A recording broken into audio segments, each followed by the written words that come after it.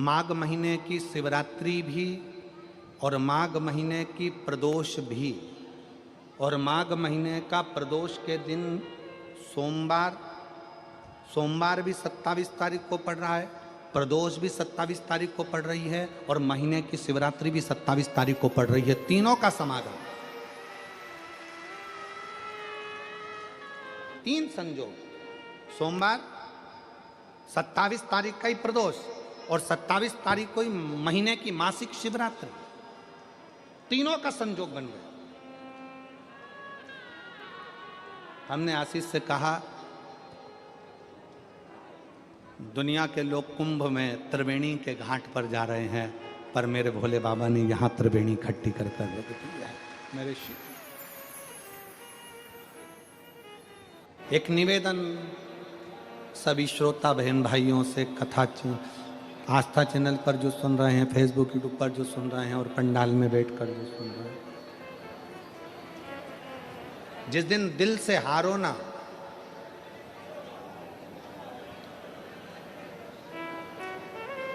थोड़ी तकलीफों में अगर घिर जाओ, तकलीफें आ जाए, कष्ट आ जाए, तकलीफें जिस दिन तुम्हारे भीतर बहुत ज्यादा मात्रा में आ जाए, उस दिन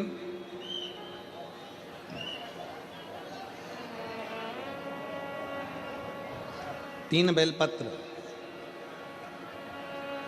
एक बेलपत्र में पीला चंदन, बीच वाली पत्ती पर, जिस दिन तुम्हें लगे कि मैं बहुत दुखी चल रही हूं और मेरा काम हो ही नहीं रहा, बहुत तकलीफ की जिंदगी चल रही है, कोई हाथ पकड़ने वाला नहीं है, कोई संभालने वाला नहीं है, और बहुत तकलीफ हो रही, बहुत तकलीफ। उस समय पर एक बेलपत्री के बीच वाली पत्ती पर पीला चंदन,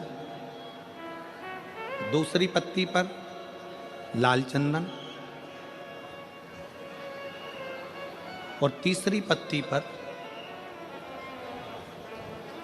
11 चावल गीले, पानी में उसको थोड़ा सा भिगो लें या धो लें, 11 चावल गीले शिव जी की उस पत्ती पर रखें। सबसे पहला पीला चंदन का बेलपत्र, दूसरे नंबर पर लाल चंदन का बेलपत्र, तीसरे नंबर पर जो 11 चावल आपने धोकर रखे हैं वो हाथ की हथेली में रखना है, और हाथ की हथेली में रखकर अपनी कामना कर कर भगवान शंकर से विनय कर कर पंचाक्षर मंत्र नमः शिवाय या षडाक्षर मंत्र ओम नमः शिवाय या श्री शिवाय नमस्तुभ्यम बोलकर उस बेलपत्र पर सीधे हाथ में रखकर उल्टे हाथ का स्पर्श कर कर बाबा से अपने मन के भाव कहकर शंकर के शिवलिंग पर उसे समर्पित कर दीजिए। एक ही लोटा जल,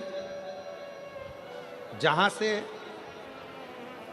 जल बहता है अशोक सुंदरी वाली जगह, एक ही लोटा जल, जहां से जल बहता है उस जल बहने वाली जगह पर 3 बार उस जल को अपनी कामना कर कर श्री शिवाय नमस्तुभ्यम या पंचाक्षर मंत्र या षडाक्षर मंत्र बोलकर 3 बार उस स्थान पर गिरा दीजिए।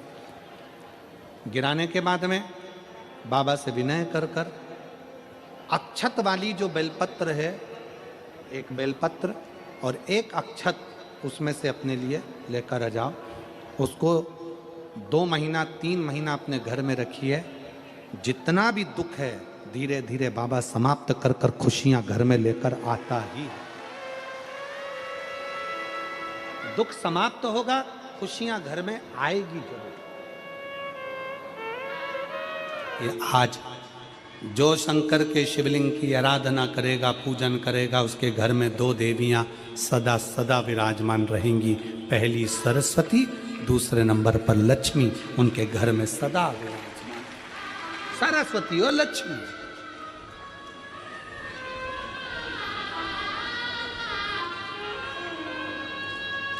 एक देवी का फूल होता है, शायद मुझे उम्मीद है कि आप सब जानते होंगे। एक देवी का फूल होता है जिसको जायसोन या गूलर का फूल भी कहते हैं, घंटी वाला फूल भी कहते हैं, लाल कलर का होता है। काय का बोलते हैं इधर? गुड़ल, गुड़र का फूल, जायसवान का फूल लाल कलर का होता है, जिसमें घंटी निकली रहती है एक छोटी सी, उसमें पीले पीले पीले पीले दाने रहते हैं।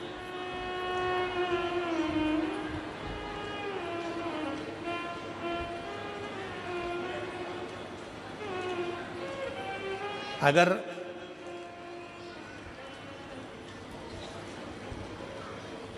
मान लो कोई बेटा बेटी, कोई लड़का लड़कियां, कोई बेटा बेटी, नवयुवक बच्चे या बहुएं या कोई अन्य व्यक्ति भी कोई कार्य चालू कर रहा है, मान लो कोई कार्य आप चालू कर रहे हैं, एजुकेशन के लिए बढ़ रहे हैं, या आपने कोई लक्ष्य बनाया है कि मुझे इस कंपटीशन एग्जाम में बैठना है, इस कंपटीशन एग्जाम में बैठना है और मेरा इसमें पास होना जरूरी है, और मैं जो चीज पढ़ती हूं ना मैं भूल जाती हूं, मैं अध्ययन करता हूं और भूल जाता हूं। कई माताएं भी ऐसी हैं 40, 45, 50 साल, 60 साल की हो गई, 60, 70 साल की हो रही हैं, कई बार कह देती हैं मेरी याददाश्त ठीक नहीं है, मैं कोई सामान रखती हूँ भूल जाती हूँ, मेरी याददाश्त में नहीं रहती। कोई भाई भाई लोग कह देते हैं मेरी याददाश्त में नहीं रहता, भूल जाता हूँ। कोई कह कर गया मुझसे बात कर लेना और मैं भूल गया कि मेरे को उससे बात करना था। कई बार मुझे मनी मंजिल तक पहुंचना है। तो शिव महापुराण की कथा कहती है आप अपने परिश्रम को 4 गुना बढ़ाओ, मेहनत 4 गुना करो, पढ़ाई 4 गुना करो, अध्ययन 4 गुना करो, दिन रात एक कर दो। और साथ में जो अशोक सुंदरी की जगह है, ये शिवलिंग समझ लेना जरा, ये जलाधारी पार्वती जी का हस्त कमल, ये शिवलिंग, ये जलाधारी, और यहां से जल बहता है।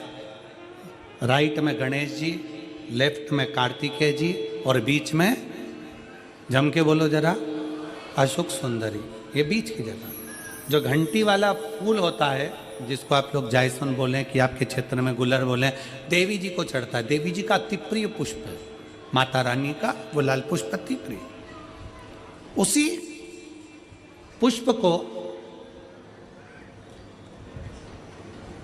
ये बेलपत्र की जो डंडी होती है, बेलपत्र की जो डंडी का भाग होता है, उस घंटी का भाग उसी डंडी की ओर होना चाहिए। जैसे फूल की जो अंदर की घंटी जो निकली हुई है, उसका भाग ऐसा डंडी की ओर होना चाहिए। मतलब आपको बेलपत्री पर ये फूल को इस तरह से रखना पड़ेगा। मतलब उसका जो घंटी का भाग है, हाँ लाइए फूल लाओ, जेरा फूल मिल गया वो।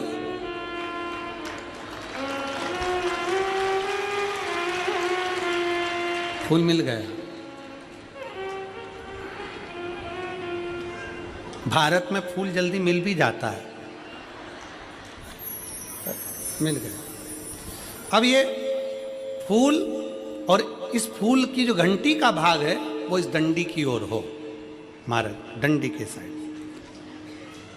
अपनी कामना कर कर, अपना नाम और गोत्र का स्मरण कर कर, शिव जी से अपने मन का भाव बोलकर इस फूल को और इस बेलपत्र को 12 महीने शिवरात्रि पड़ती है। किसी भी शिवरात्रि पर अशोक सुंदरी वाली जगह पर, शंकर के शिवलिंग की ओर जो अशोक सुंदरी की जगह है, वहाँ पर डंडी और घंटी का मुख शिवलिंग की ओर होते हुए उस बेलपत्र को समर्पित करो। कब करना है? पहले 1 लोटा जल समर्पित कर कर, फिर ये बेलपत्र अपनी कामना कर कर, बाबा से विनय कर कर, बाबा मेरा ये कंपटीशन एग्ज़ाम है, मैं पढ़ूंगी, 4 गुना मेहनत करो, अध्ययन करो, अच्छी पढ़ाई करो, दिल से पढ़ो, रात दिन एक कर दो, और 1 घंटी का पुष्प, 1 बेलपत्र, जब तक तुम्हारा एग्जाम ना आए, 4 महीना, 5 महीना, 3 महीना, प्रत्येक शिवरात्रि, हर महीने शिवरात्रि आती है, प्रत्येक शिवरात्रि पर समर्पित करो। आप अपने लक्ष्य तक पहुंचोगे ही, कोई रोक नहीं सकता आपको। आप अपने लक्ष्य तक, अपनी मंजिल तक पहुंचे ही जाओगे। बोल बम का नारा है। बेटा बेटियों का विवाह नहीं होता, उन बेटा बेटियों के लिए मान लो अगर कोई ग्रह ऐसे हो गए कि भाई संबंध टूट गया और संबंध टूटने के बाद तलाक हो गया, होने के बाद दूसरा विवाह ही नहीं हो रहा, संबंध टूटने के बाद मंगल विवाह दूसरा हो ही नहीं रहा, तो प्रयास करिएगा। माँ जगतजननी जगदम्बा का हाथ इस तरह से रहता है, आपने दर्शन करे होंगे पार्वती मैया के शिव मंदिर में, तो पार्वती जी का हस्त कमल शंकर जी की साक्षी में हमेशा बंधा हुआ रहता है, शिव की साक्षी में। महाराज प्रदोष काल में, प्रदोष के दिन कभी भी, किसी भी प्रदोष के दिन, वैसे तो मूल है इसमें सोम प्रदोष का वर्णन, सोमवार की जो प्रदोष पड़े उसका मूलता माना गया है, पर आप प्रयास करना कि किसी भी प्रदोष के दिन जिसका तलाक हो चुका हो, जिसका संबंध खराब हो चुका हो, संबंध हो ही नहीं रहा हो वापिस से, सोम प्रदोष के दिन जहां मां जगतजननी का हस्त कमल बंधा रहता है और शंकर भगवान का शिवलिंग है। आप लोगों ने कथा सुनी होगी कि सबसे पहली यज्ञोपवीत संस्कार, सबसे पहला यज्ञोपवीत संस्कार किसका हुआ था और किसने किया था? महाराज सबसे पहला यज्ञोपवीत माता ललिता देवी ने भगवान शंकर को यज्ञोपवीत धारण करवाया था।